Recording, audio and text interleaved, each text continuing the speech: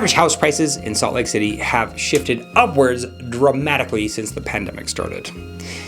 There are two ways to look at Salt Lake City proper and Salt Lake County, which seems like a ridiculous thing to say, but when you live in Salt Lake City, it's very easy to think of Salt Lake County as Salt Lake because Salt Lake City is fairly small.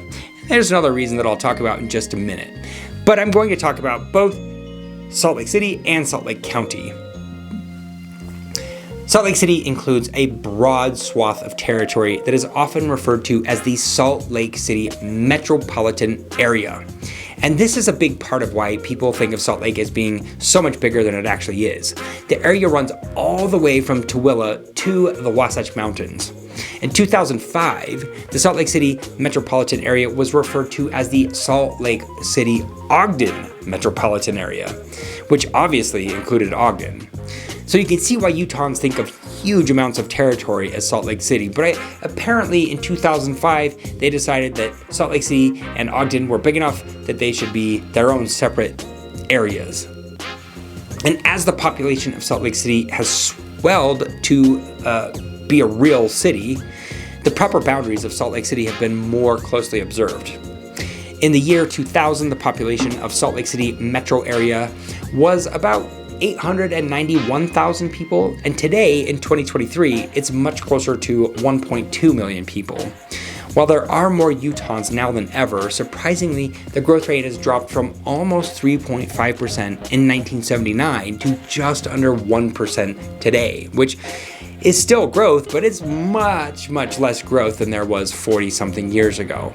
It all makes a difference because the population in Utah and the number of homes that are available or miraculously are not available, determines the price that anyone will have to pay for a home today.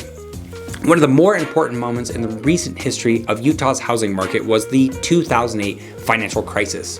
In 2008, homebuyers were able to get ninja loans, or no income, no job, no asset loans. One of the few times that a ninja is a serious liability. Buyers who didn't have to put any skin in the game bought as many homes as they possibly could. As home prices seem to always go up and up, these same buyers used the equity of one home as a piggy bank to buy the next home. This created a tremendous amount of demand for homes. Builders usually build more homes than are needed to stay ahead of demand, but in 2008, those builders were left with a pretty big bag. The peak of that building boom occurred in 2005 with almost $679 billion in residential building, according to Statista.com, and that is a countrywide number. But it still also helps us to see how much it dropped. When the market tanked in 2008-ish, it dropped down to $237 billion. The total share of spending for residential building just climbed back to $679 billion in 2020. So it took 15 years to get back to the same building spending on residential building that we had. Can you imagine if Apple hadn't put out a new phone in 15 years? I feel like people would be losing their minds to get anything new, and a phone that works, really, is what it comes down to. The prices would be astronomical for those phones, and it's really kind of the same thing that happened with homes. If you don't add to the supply for 15 years and the population continues to grow, you're going to get higher prices. There are more people, and the number of homes hasn't increased since around 2005. It does make sense that with some manipulation of interest rates by the Fed, that you also have an artificially increased demand, because low rates mean easy money, which means money is cheap. And with cheap money come higher prices. And we're all realizing that now with our inflation that we're trying to tamp down on. So it became readily apparent when the pandemic started just how many people wanted a home and how few there were because prices went nuts. The combination of very few homes and artificially low interest rates created an incentive for buyers to buy a home as soon as they possibly could in 2020. And I'm sure you remember the way the price of homes skyrocketed at the beginning of the pandemic and throughout, and really even until quite recently. In the year 2000, there were just under 10,000 homes sold. The most expensive home was $1.9 million. The median home price was $150,000. The average time on the market was 57 days. So you list the home, and 57 days later, that home is no longer for sale, has been closed upon, bought and moved into. This year, in 2023, there have been 2,565 homes sold.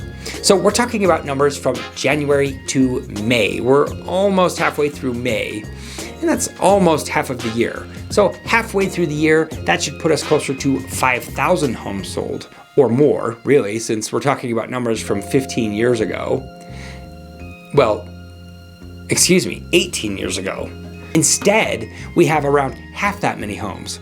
The highest price sale in Salt Lake City has been $6.99 million in 2023.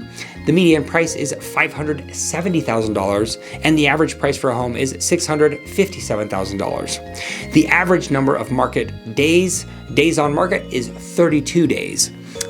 A totally standard contract to buy a home is usually about 30 days long.